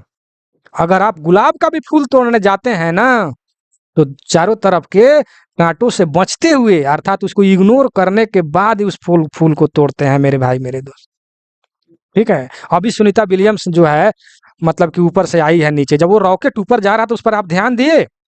अगर स्पेस यात्री की अगर बात करें तो जितने ऊंचाई पर वो जाता है, वो जब रॉकेट जब कुछ ऊंचाई पर जाता है तो उसका एक हिस्सा अलग हो जाता है, कुछ और ऊंचाई पर जाता है दूसरा हिस्सा अलग हो जाता है, कुछ और ऊंचाई पर जाता है तीसरा हिस्सा अलग हो जाता है। अर्थात हमको कहने का मतलब है कि जितना आप ऊंचाई पर उड़िएगा उतना आपको हल्का होना पड़ेगा। अर्थात आपके दिमाग में जितने भी बात है उस सबको इग्नोर करके आपको आगे बढ़ना होगा। नहीं तो हमारे एक दोस्त हैं, वो उसी तरह आप बने रहिए कि नहीं मेरे पत्नी ने तो ऐसा बात बोल दी है, मैं क्या करूँ, कहाँ जाऊँ, क्या करूँ, मुझे तो कोई पढ़ाई जो है बात यादें नहीं आता है। रोल नंबर जिनका 100 है वो, और हमको लगता है कि इस तरह की बात जो है अपने दिमाग में बैठाए हुए हैं, जिसके कारण एकदम कुछ यादें नहीं होता है, बच्चों की बात, ठीक है ना? तो इस सारे बातों को इग्नोर करते हुए मात्र ज़्यादा नहीं, जितना दिन आप तैयारी कर रहे हैं 6 महीना, ठीक है ना? मतलब कि याद कर लीजिए। चलिए मैं ज़्यादा ही कुछ बोल दिया, ये बात आपको कैसा लगा कमेंट सेक्शन में ज़रूर लिखिएगा। मैं टिप्स मतलब कि देने का मतलब देखिए, टीचर का अर्थ ये नहीं कि केवल क्वेश्चन ही बताएं हमारा समझ से, टीचर का मतलब ये होता है कि सब उनको बताना चाहिए, कैसे याद किया जाएगा, कैसे क्या किया जाएगा, समझे कि नहीं समझे? अब चलिए जिसको जैसे लगे हम आगे बढ़ते हैं। तो हमने बताया WSP के बारे में। चलिए क्वेश्चन नंबर 15 में लिखा है कि एलएचबी कोच में 75 लीटर एयर टैंक का उपयोग, एलएचबी कोच की बात कर रहा है, ठीक है? तो हम एलएचबी की अगर हम बात करें एयर टैंक का तो ये होता है 200 लीटर का। टोटल कितना होता है? 200 लीटर का, ठीक है? तो 200 लीटर को यह दो भाग में डिवाइड होता है। एक होता है 75 लीटर का और 200 में 75 घटा देंगे तो कितना बचेगा? 125 लीटर का, ठीक है? 125 लीटर और ये केवल 75 लीटर। तो आपके क्वेश्चन में किया है कि 75 लीटर एयर टैंक का उपयोग कहाँ करेंगे? तो 75 लीटर का टैंक का प्रयोग जो है टॉयलेट पर्पस के लिए किया जाता है, और 125 लीटर का जो टैंक है उसका कहाँ प्रयोग किया जाता है? तो ब्रेकिंग पर्पस के लिए किया जाता है। किसके लिए किया जाता है? ब्रेकिंग पर्पस के लिए इसका उपयोग किया जाता है, ठीक है? कहाँ? एलएचबी कोच में। एलएचबी कोच में टोटल 200 लीटर का होता है, जिसमें दो पार्ट होते हैं। एक पार्ट को 75 लीटर टॉयलेट पर्पस के लिए और 125 लीटर का जो होता है वो ब्रेकिंग पर्पस के लिए प्रयोग किया जाता है मेरे भाई मेरे दोस्त। और आईसीएफ में एक ही जो है 200 लीटर का एयर टैंक होता है, एक ही होता है, उसमें दो पार्ट नहीं होता है, ठीक है? तो आप समझ गए होंगे, ठीक है? अब हम आगे बढ़ते हैं 16 नंबर में। कह रहा है कि सेंसर और फोनिक व्हील के बीच बनाए गए अंतर मतलब कितना होता है, ठीक है? तो फोनिक व्हील, जैसे मान लेते हैं हमने यहाँ पर एक्सल बना दिया, ठीक है? एक्सल हो गया, यहाँ पर आपको चक्का लगा हुआ है और वहीं पर एक फोनिक व्हील होता है, ठीक है ना? जहाँ पर मान लेते हैं यहाँ पर एक बेयरिंग हो गया, ठीक है ना? बेयरिंग, तो बेयरिंग के बाद में जो है एक्सल के एकदम इंड पर जो है यहाँ पर फोनिक व्हील होता है, ठीक है? और फोनिक व्हील में जो है दांता होता है, ठीक है ना? दांता, गियर जिसको हम कह सकते हैं या दांते कह सकते हैं। तो क्वेश्चन ये भी आता है कि फोनिक व्हील में दांतों की संख्या जो है कितना होता है? तो दांतों की संख्या 80 होता है, ठीक है ना? दांतों की संख्या कितना होता है? 80 होता है। और इसी दांते के ऊपर जो है यहाँ पर एक सेंसर लगा रहता है, ठीक है ना? सेंसर, ठीक है? तो यही पूछ रहा है कि फोनिक व्हील और सेंसर के बीच में जो एक गैप होता है वो कितना का होता है, कितना का होता है, ठीक है? तो यहाँ पर सी नंबर में देखिए 0.9 से 1.4 जो है इसका गैप होता है, ठीक है ना? समझ गए होंगे जहां तक हमको विश्वास है, ठीक है? तो फोनिक व्हील और सेंसर के बीच आपको जो है 0.9 से 1.4 के बीच गैप होता है, ठीक है? और एक और इसमें क्वेश्चन पूछ लिया जाता है कि फोनिक व्हील जो है, जो एक्सल पर जो माउंट किया जाता है, फिट किया जाता है, उस पर स्क्रू भी लगा रहता है, 3 गो स्क्रू लगा रहता है, ठीक है ना। फोनिक व्हील जो इसमें जो दांते रहते हैं, इस पर 3 गो जो है स्क्रू लगा रहता है, 3 स्क्रू लगा रहता है। उस स्क्रू की जो है क्या बोलते हैं उसको, टार्क वैल्यू, यानी जो टाइट जो करते हैं टार्क कितना होता है, तो 21 एनएम न्यूटन मीटर। कितना होता है, 21 एनएम, 21 एनएम होता है, ठीक है ना। तो ये भी याद रख लीजिएगा, बहुत इंपॉर्टेंट है, उसको लिख भी लीजिएगा। चलिए 16 नंबर क्वेश्चन हो गया। चलिए 17 नंबर पर बढ़ेंगे आगे। पर है कि डब्ल्यूएसपी जांच के दौरान डब्ल्यूएस में 73 प्रदर्शित करता है। 73 तो हम अभी हमने बताया आपको, 72, 73। तो 72 का मतलब है कि एक एक्सल पर कहीं फॉल्ट है, 73 का मतलब हो गया कि कई एक्सल पर फॉल्ट है, ठीक है ना। 17 क्वेश्चन बना बताने में बताइए इतना समय लग रहा है। यहाँ पर देखिए बी नंबर में कई धुरों पर फॉल्ट है, ठीक है। मैंने ऊपर इसके बारे में डिटेल बता दिया है, इसीलिए मैं आगे बढ़ा हूँ, ठीक है। 18 नंबर कह रहे उत्पादन इकाई से निकले कोच का न्यूनतम बफर ऊंचाई टार स्थिति, टेयर स्थिति होता है भाई। यहाँ पर थोड़ा टाइपिंग हो गया, टेयर स्थिति में यहाँ पर लिख दिए हैं डार्क करके, टेयर स्थिति में कितना होगा, मतलब खाली स्थिति में, ठीक है। तो जल्दी जल्दी सुन लीजिए कि उत्पादन इकाई में जो है, मतलब जो भी उत्पादन जो भी है, क्या बोलते हैं, आपको मैं इसके बारे में डिटेल बता दूं कि अगर टेयर कंडीशन में है, टेयर कंडीशन में मतलब कि खाली स्थिति में है, तो 1105 एमएम होगा, ठीक है। अगर लोडेड कंडीशन में है, ठीक है, लोडेड कंडीशन में तो ये हो जाएगा 1030 एमएम, 1030 एमएम। अगर सॉप इशू पूछ दे, सॉप इशू यानी जब सॉप से इशू होता है तो कितना मिनिमम, मिनिमम मतलब कम से कम, इससे कम नहीं होना चाहिए, तो ये हो जाता है जो ए नंबर में आपको दिया है 1090 एमएम, ठीक है ना, एमएम। तो कहने का मतलब ये हो गया कि अगर टेयर कंडीशन में अगर पूछता है खाली स्थिति में तो आपको 1105 एमएम, लोडेड कंडीशन में अगर पूछता है तो 1030 एमएम, अगर सॉप इशू पूछता है तो 1090 एमएम, ठीक है। सॉप इशू का मतलब हो गया कि सॉप से जब इशू होता है उस स्थिति में आपको सीबीसी की ऊंचाई जो है आपको उससे कम नहीं होना चाहिए, ठीक है। चाहे यहाँ पर लिखा है निचले उत्पादन से निकले कोच की न्यूनतम बफर ऊंचाई, ठीक है ना, उससे कम नहीं होना चाहिए, ठीक है। हमको जहां तक विश्वास है कि आप समझ गए होंगे। 19 नंबर क्वेश्चन में कह रहा है कि non brake design air brake system वाले एलएचबी पावर कार में अधिकतम ब्रेक सिलेंडर में दबाव कितना होता है, ठीक है। तो एलएचबी कोच में ब्रेक सिलेंडर में अधिकतम दबाव जो है 3 kg होगा एलएचबी में, और 3.8 जो है आईसीएफ में होगा, ठीक है। आईसीएफ के लिए 3.8 होगा, ठीक है। जहां तक विश्वास है कि समझ गए होंगे। चलिए 20 नंबर में एलएचबी कोच में ब्रेक डिस्क और ब्रेक पैड के बीच अधिकतम अंतर, ये पूछ रहा है कि जो ब्रेक डिस्क होता है इस पर जो दोनों साइड से जो कैलिपर जो के बीच में जो डिस्क होता है उसमें कितना जो है मतलब गैप होता है, कितना गैप होता है, ठीक है। तो ये होता है 1 से 1.5 एमएम, 1 से 1.5 एमएम होता है, ठीक है, 1 से 1.5 एमएम होता है। लेकिन देखिए यहाँ पर ऑप्शन में 1 भी दे दिया है और 1.5 भी दे दिया है, ठीक है। तो मैंने तो 1.5 ही चेक कराया है, अधिकतम जो है इससे ज़्यादा नहीं होना चाहिए, इसीलिए हमने 1.5 चेक कराया। लेकिन 1 से 1.5 दोनों होता है, ठीक है, 1 से 1.5 एमएम होता है, ठीक है।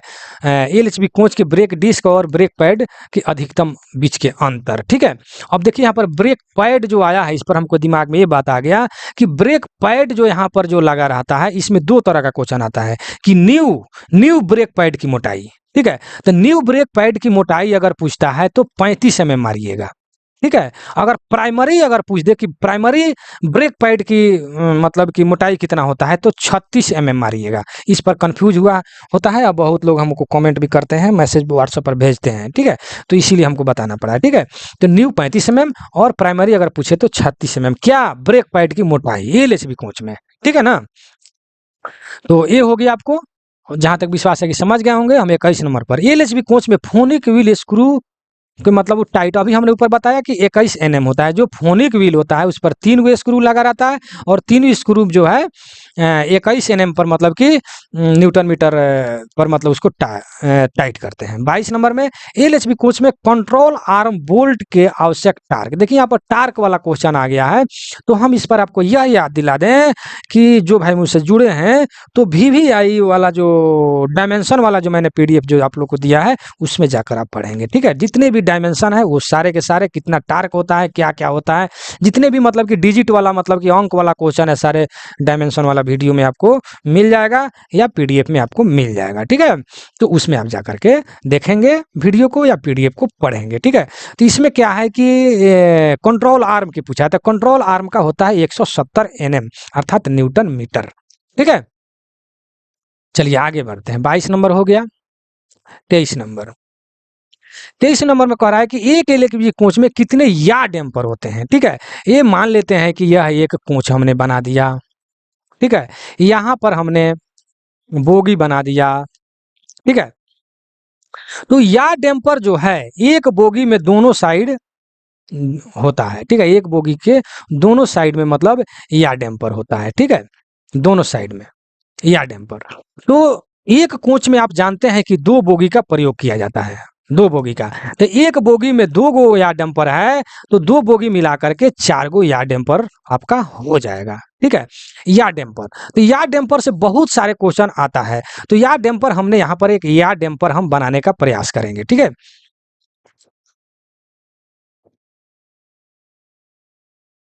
या डैम्पर, ठीक है। तो इसके स्टैंडर्ड लेंथ के बारे में पूछ लिया जाता है, ठीक है, स्टैंडर्ड लेंथ। तो स्टैंडर्ड लेंथ जो है 1083 mm होता है, 1083 mm होता है, ठीक है। अगर संकुचन के बाद यानी अगर सिकुड़ जाए, सिकुड़ने के बाद क्वेश्चन आता है कि संकुचन के बाद कितना इसका मतलब कि लेंथ होता है, लंबाई होता है, तो 703 mm होता है, ठीक है। और फैलता है कितना, अगर फैलने के बारे में अगर पूछ दिया जाए कि यह कितना फैलता है, तो यहाँ पर लिख दीजिएगा 380 mm, ठीक है, 380 mm। तो स्टैंडर्ड क्या बोलता है या डैम्पर से क्वेश्चन 4 तरह के क्वेश्चन पूछा जाता है। ये तो आपको एक हो गया कि कितना है, तो 4 होता है। स्टैंडर्ड लेंथ कितना होता है, तो 1083 हो गया। और संकुचन के बाद यानी सिकुड़ने के बाद कितना होता है, तो 703 हो गया। और फैलता कितना है, तो 380 mm फैलता है 703 के बाद, ठीक है ना। यानी 703 और 380 को जब जोड़ेंगे तो ये 1083 हो जाएगा, ठीक है, 1083 हो जाएगा। और एक और क्वेश्चन, 5वां क्वेश्चन पूछ लिया जाता है कि यह क्या चीज का बना होता है, तो cast steel, cast steel, iron नहीं, कास्ट स्टील का यह बना होता है। इसका बना होता है कास्ट स्टील का। तो या डैम्पर से जो इंपॉर्टेंट क्वेश्चन जो पूछा जाता है वो आपको हमने बता दिया। आप इस क्वेश्चन जब नोट करेंगे, नोट्स अपना तैयार करेंगे, तो यहाँ पर नोट दे करके अपना कलम का स्याही चेंज करेंगे, रंग को चेंज करेंगे और अपना लिख लेंगे, ठीक है ना मेरे भाई मेरे दोस्त। आगे बढ़ते हैं। 25 नंबर क्वेश्चन में बहुत ज्यादा आज बोल दिए ना। 25 नंबर में कोच में bogie mounted air brake system में लगे एयर ब्रेक सिलेंडर का व्यास कितना होता है। कोच बोगी माउंटेड, देखिए यहाँ पर बोगी माउंटेड का प्रयोग बात किया है, ठीक है। तो बोगी माउंटेड यानी बीएमबीसी की बात कर रहा है, ठीक है, यानी आईसीएफ की बात कर रहा है। तो बीएमबीसी में जो है सिलेंडर का दाया जो है 8 इंच होता है, लेकिन वहीं अगर एलएचबी में अगर पूछ दे, एलएचबी में तो 10 इंच होता है, ठीक है, 10 इंच होता है एलएचबी में 10 इंच। और क्या बोलते हैं आईसीएफ में 8 इंच होता है, आईसीएफ में 8 इंच, ईएलएचबी में 10 इंच, ठीक है। तो यहाँ पर तो इंच हो गया आपका दाया, ठीक है। अब क्या बोलते हैं इस सिलेंडर जो है, सिलेंडर क्वेश्चन आता है, इसको थोड़ा हम मिटा देते हैं। आता है पहले मैं आईसीएफ की बात नहीं, एलएचबी लिख देते हैं, लिखा गया एलएचबी तो एलएचबी लिखो, ठीक है, एलएचबी।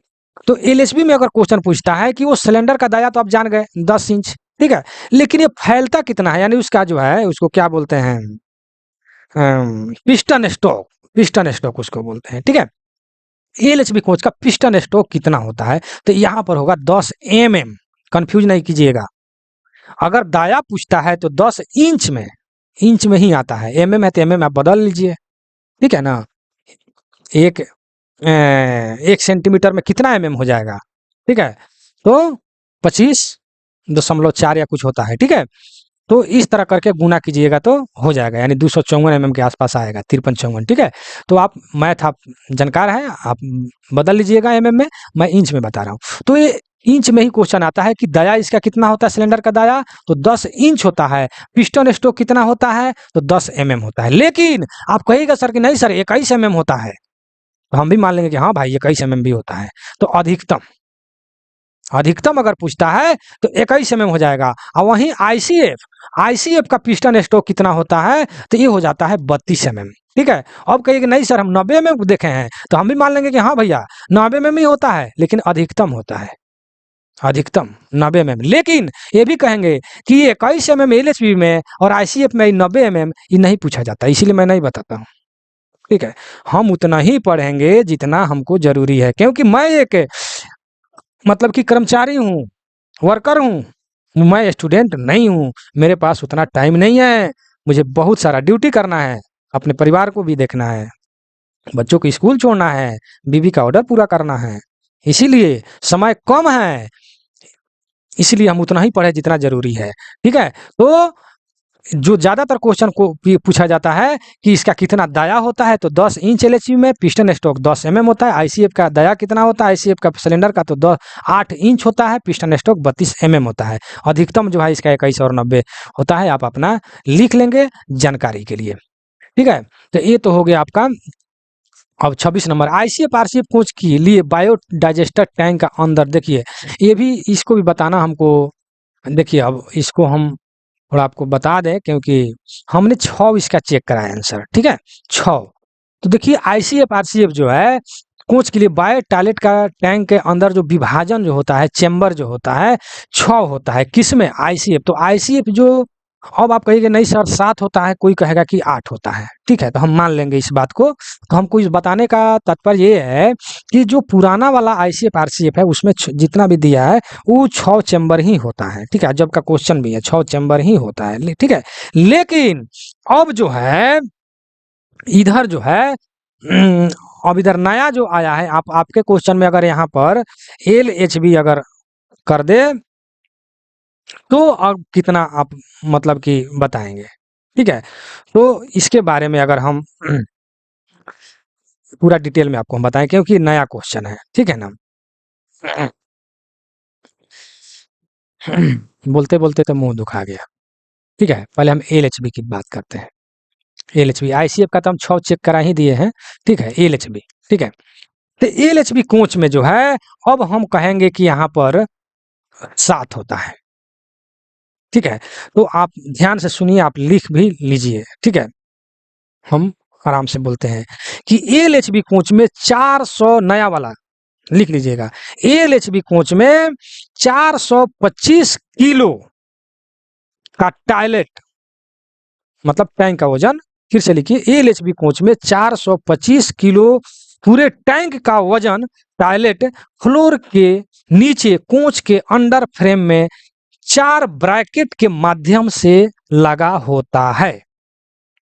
ठीक है, जिसमें 7 चेंबर होते हैं।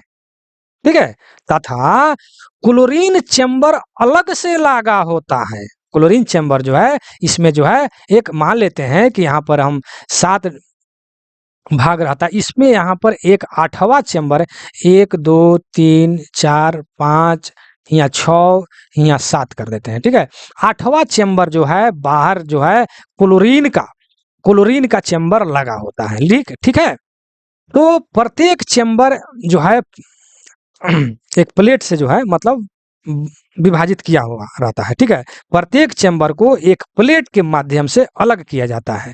साइड वाल में पॉलीग्लास 10 mm मोटाई का, जो साइड वाला जो होता है, साइड वाला में, ठीक है, 10 mm मोटाई का लगाया जाता है। देखिए मैंने क्या बताया, पॉलीग्लास। ठीक है, साइड वाल में, इसके साइड में पॉलीग्लास माने घास का, एक पॉलीग्लास घास के समान होता है, प्लास्टिक आप जानबे करते हैं, देखते होइएगा। पॉलीग्लास 10 mm मोटाई का लगाया जाता है। टैंक का कुल मात्रा जो है 600 लीटर होता है। नया वाला मैं बता रहा हूं भैया, नया वाला, पुराना वाला नहीं। ठीक है, पुराना वाला में 6 चेंबर। ठीक है, तो नया वाला क्या है कि 600 लीटर का होता है, जिसमें एनाएरोबिक बैक्टीरिया, क्वेश्चन आता है कि कौन सा बैक्टीरिया डाला जाता है, तो एनाएरोबिक बैक्टीरिया 150 लीटर डाला जाता है। ठीक है, ये बैक्टीरिया पॉलीग्रास में छिपे रहते हैं तथा वहीं पर डेवलपमेंट करते हैं और पी टेप के माध्यम से मानव वेस्ट अंदर जाता है। किसके माध्यम से जाता है? पी टेप माध्यम से अंदर जाता है। ठीक है, अब हम आपके क्वेश्चन पर चलते हैं। ठीक है, नहीं तो फिर एक बार पढ़ लेते हैं, आप मिला लीजिए। एलएचबी कोच में 450 किलो का पूरा टैंक का वजन का टॉयलेट फ्लोर के नीचे कोच के अंडर फ्रेम में 4 ब्रैकेट के माध्यम से लगा होता है, जिसमें 7 चैम्बर होते हैं तथा क्लोरीन चैम्बर अलग से लगा होता है। इसको इसको लेकर 8 चैम्बर हो जाएगा। ठीक है, जब हम 7 चैम्बर होता है, जब हम क्लोरीन का अगर चैम्बर को अगर हम शामिल कर दें तो टोटल 8 चैम्बर हो जाएगा। ठीक है, और प्रत्येक चैम्बर में एक प्लेट के माध्यम से अलग किया जाता है। साइड वाल में पॉलीग्रास 10 mm मोटाई का लगाया जाता है और टैंक की कुल मात्रा 600 लीटर होता है, जिसमें एनारोबिक बैक्टीरिया 150 लीटर का डाला जाता है और ये बैक्टीरिया पॉलीग्रास में छिपे रहते हैं और वहीं पर डेवलप करते हैं, मतलब कि पनपते हैं और पी टेप के माध्यम से मानव वेस्ट अंदर जाता है। ठीक है, तो यहाँ पर 7 चैम्बर तो अंदर हो ही गया, यानी टैंक के अंदर जो है 7 चैम्बर तो हो ही गया, लेकिन बाहर जो है एक और क्लोरीन का चैम्बर लगाया गया है। अगर इसको हम अगर शामिल कर लें तो टोटल 8 चैम्बर हो जाएगा। ठीक है, अब आप कहिएगा कि अब ऑप्शन में 7 8 जो भी रहे हम क्या मारेंगे सर? ठीक है, तो अगर इस तरह का क्वेश्चन अगर आ जाए कि एलएचबी कोच में जो बायो टॉयलेट का जो चैम्बर होता है कितना चैम्बर होता है, तो आप 7 मारेंगे। क्या मारेंगे? 7 मारेंगे।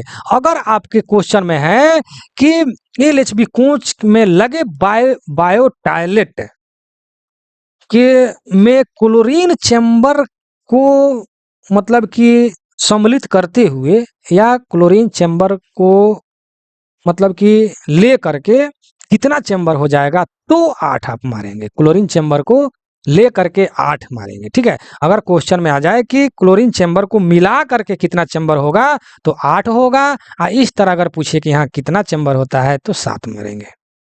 ठीक है, आप समय हम डिटेल में बताएं, आपका अपने इच्छा ऊपर डिपेंड करता है, आपके ऊपर डिपेंड करता है कि आप क्या मारेंगे।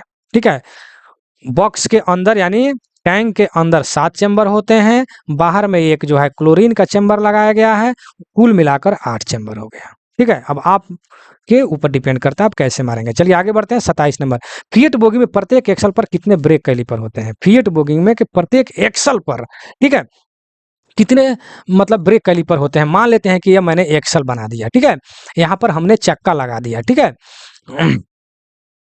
तो यहाँ पर बोगी क्रॉस बीम होता है, यहाँ पर एक बोगी क्रॉस बीम होता है। ठीक है, इसी में से यहाँ पर कैलिपर होता है, यहाँ पर मान लेते हैं कि क्या बोलते हैं डिस्क होता है, इसके दोनों तरफ से जो है डिस्क में ब्रेक लगता है। यहाँ भी मान लेते हैं डिस्क हो गया।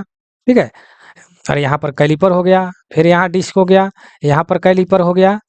ठीक है, तो क्वेश्चन है कि फिएट बोगी में प्रत्येक स्थल पर कितने ब्रेक कैलिपर होते हैं? तो देखिए प्रत्येक डिस्क के लिए एक कैलिपर, तो यहाँ पर एक कैलिपर हो गया, 1 2 3 4। ठीक है, इसीलिए इसका 4 आंसर हो जाएगा। ठीक है, 4 कैलिपर होते हैं। क्वेश्चन आता है कि ब्रेक कैलिपर किस पर माउंट होता है? किस पर होता है? तो बोगी क्रॉस बीम पर। बहुत इंपॉर्टेंट क्वेश्चन है, एक क्वेश्चन आता है बोगी क्रॉस बीम पर ब्रेक कैलिपर लगा होता है। ठीक है, चलिए बोलते बोलते पूरा थक गए, अब हम वीडियो को थोड़ा देर के बाद 30 तक हम बताएंगे, वीडियो को ऑफ करेंगे। ठीक है, चलिए 28 नंबर, बैगन मरम्मत के मैनुअल का उद्देश्य क्या है?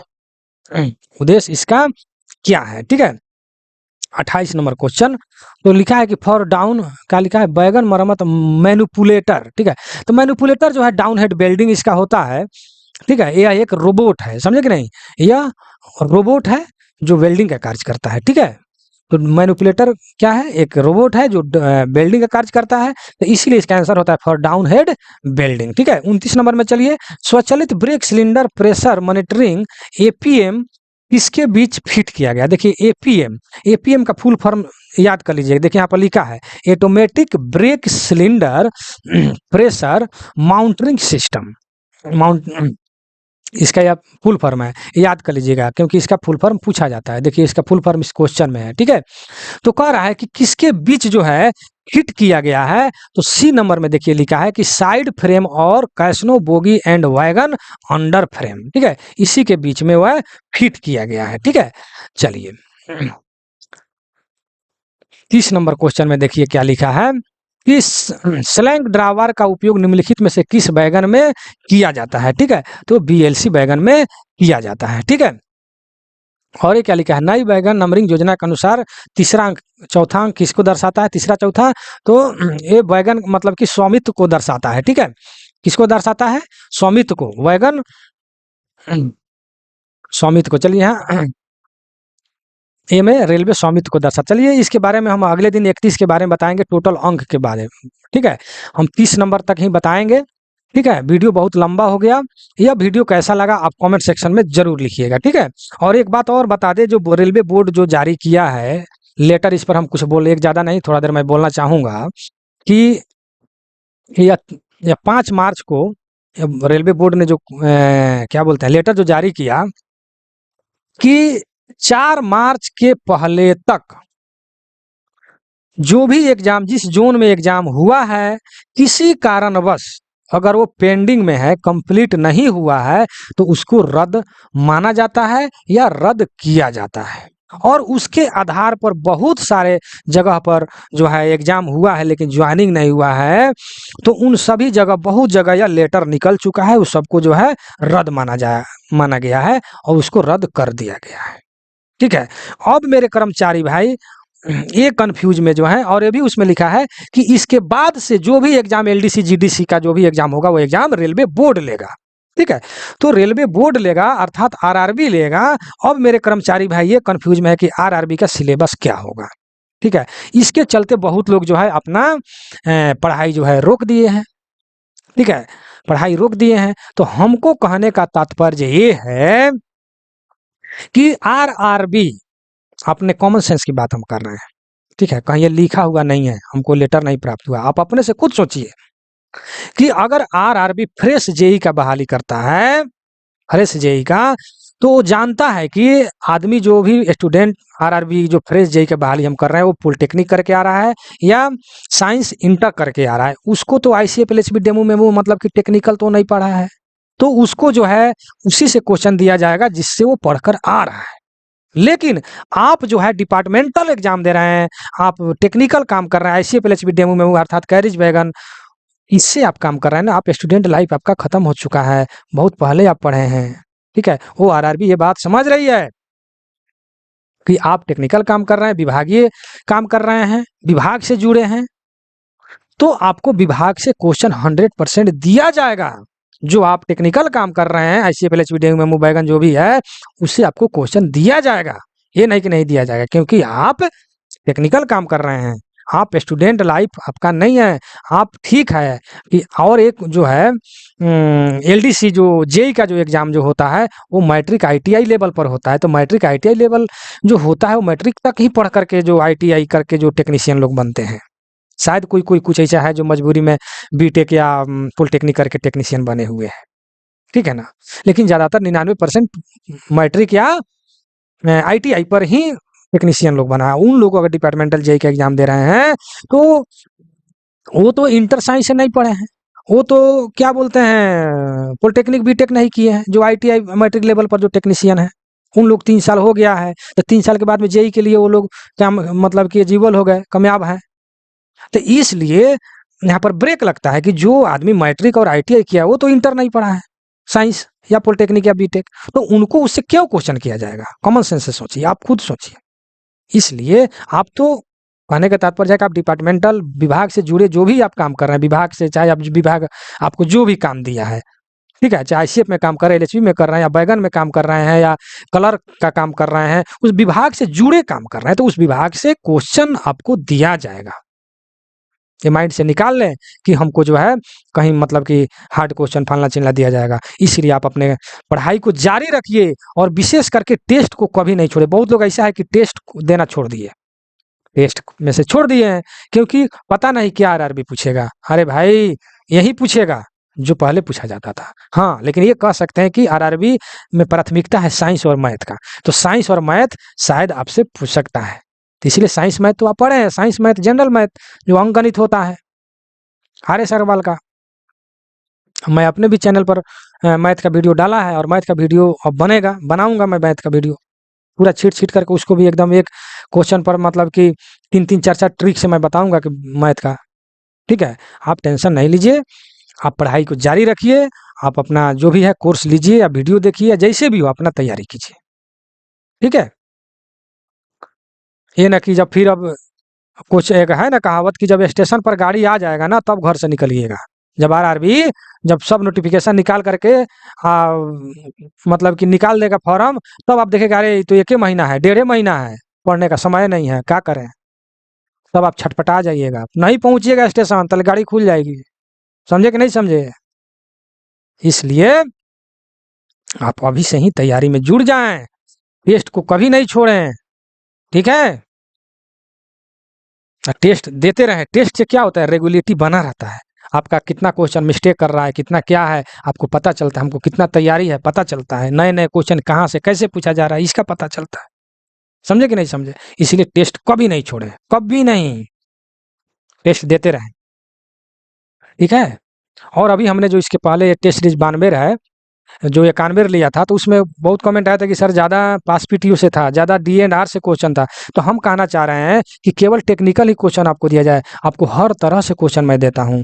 कभी ज़्यादा डी एंड आर से, कभी स्टोर से, तो कभी मतलब कि इस तरह करके, ताकि उस पर भी आपका ध्यान जाए कि ये भी पढ़ना है, नहीं तो उसको साइड करके खाली टेक्निकल, दिन रात आईसीएफ एलएचबी बैगन, आईसीएफ एलएचबी बैगन, नहीं, उधर भी ध्यान देना है क्योंकि राजभाषा से भी 10 क्वेश्चन आता है। डिपार्टमेंटल जो है पास पीटीयू, लीव इंसेंटिव, एचओ या ना जितने भी ये सब है डी एंड ए, रेल आचरण नियम, स्टोर, जितने भी क्वेश्चन है इससे भी आपको क्वेश्चन आता है 30 नंबर का। तो इसको भी आपको लेकर चलना है, इसीलिए इसका भी क्वेश्चन मैं थोड़ा सा दे देता हूँ ज्यादातर के किसी किसी सेट में जो इम्पोर्टेंट क्वेश्चन है, ताकि आप उस तरफ भी आपका ध्यान जाए। ठीक है?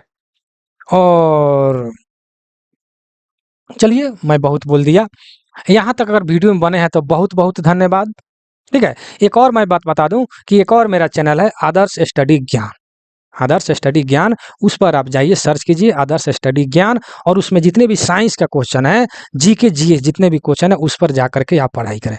बहुत ही अच्छे डिटेल रूप में उसमें भी मैंने बताया है पूरा, साइंस का, जीके का भी। अभी मतलब कि उसमें हमने डाला है मात्रक, फिजिक्स से क्वेश्चन एकदम डिटेल में, मात्रक क्या है, मतलब कि व्युत्पन्न मात्रक, मूल मात्रक, सब एकदम डिटेल में मैंने बताया है कि मूल मात्रक वो मात्रक होता है जो मतलब किसी की सहायता से नहीं, मतलब कि वो इंडिकेट किया जाए, जैसे दूरी का मात्रक मीटर होता है, नहीं उसमें कोई नहीं मिला हुआ है, ठीक है ना?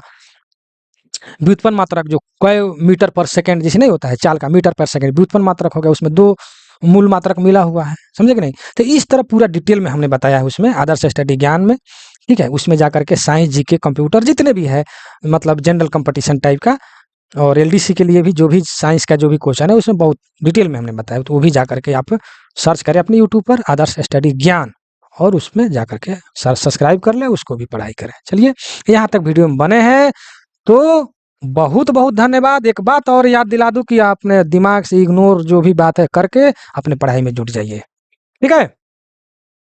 यह वीडियो कैसा लगा आप कमेंट सेक्शन में जरूर लिखिएगा। जय हिंद, जय भारत।